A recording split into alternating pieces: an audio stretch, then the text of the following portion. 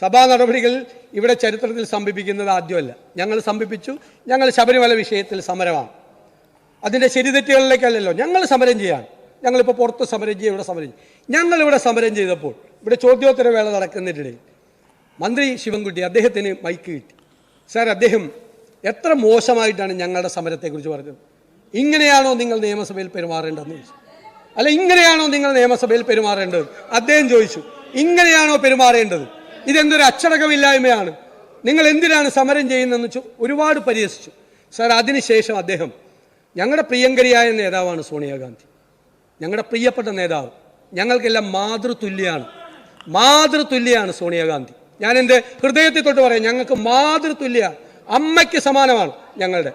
Sir, അവരോട് അവരുടെ വീട് റെയ്ഡ് ചെയ്യണം, അവരെ അറസ്റ്റ് ചെയ്യണം, അവരുടെ വീട്ടിൽ ആണ് ശബരിമലയിലെ മോഷ്ടിച്ച സ്വർണം സൂക്ഷിച്ചു വെച്ചിട്ടുള്ളത് എന്നൊരു മന്ത്രി ഈ നിയമസഭയിൽ പറയാൻ, സാർ, ഞങ്ങൾക്ക് വേദനയുണ്ടായി, ഞങ്ങൾക്ക് വിഷമമുണ്ടായി, ഞങ്ങൾക്ക് വലിയ പ്രയാസമുണ്ടായി. സാർ, ഞാൻ ആദ്യം എന്താ ചെയ്തത്? ആ മന്ത്രിക്കെതിരായി പോയി സംസാരിക്കുകയാണോ ചെയ്തത്? ഞാൻ പത്രസമ്മേളനം നടത്തി പറഞ്ഞു, ജലമന്ത്രിമാര് അതിന്റെ കൂടെ കൂടി. പക്ഷെ ഇദ്ദേഹം വളരെ മോശമായ ഭാഷയിൽ സോണിയാഗാന്ധിയുടെ കയ്യിൽ കെട്ടിയിരിക്കുന്ന ചരട് ശബരിമലയിലെ സ്വർണമാണ് എന്ന് വരെ അവരെ അധിക്ഷേപിച്ചു. അവർ 80 വയസ്സായ സ്ത്രീയാണ്, അവരെ അധിക്ഷേപിച്ചു. സാർ, അവരെ അറസ്റ്റ് ചെയ്യണമെന്ന് പറഞ്ഞു.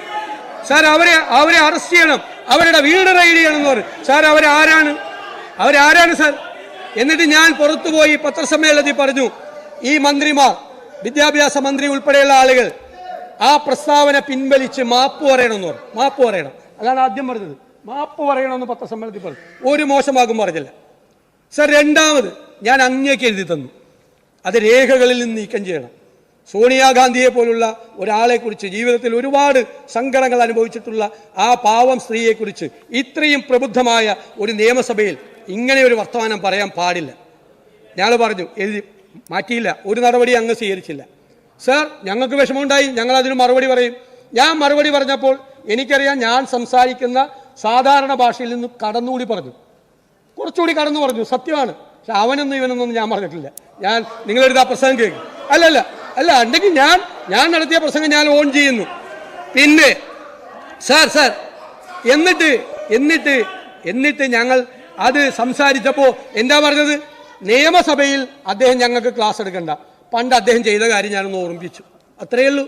ഞാൻ വേറെ മോശമായിട്ടൊന്നും പറയില്ല, അധിക്ഷേപിച്ചു. അത് സത്യമല്ലേ? അദ്ദേഹം ഇവിടെ ഡെസ്കിൽ കയറി നിന്നും ഇവിടുത്തെ ഈ നിയമസഭ അലങ്കോലപ്പെടുത്തിയ ഒരാൾ ഞങ്ങളെ ഉപദേശിക്കാൻ വരണ്ട എന്ന് പറഞ്ഞു. സത്യമാണ്. അതിലെന്താ അധിക്ഷേപം? അത് പറഞ്ഞു, ശരിയല്ലത്. പക്ഷേ ഇല്ല, ഞാൻ നിങ്ങൾക്ക് വഴങ്ങുന്നില്ല. സാർ, പക്ഷേ ഞാൻ പറയുന്നത് ഞാൻ അദ്ദേഹത്തിന് വഴങ്ങുന്നില്ല. സാർ, എനിക്ക് പറയാനുള്ളത് അധിക്ഷേപിച്ച് അല്ല പറഞ്ഞത്.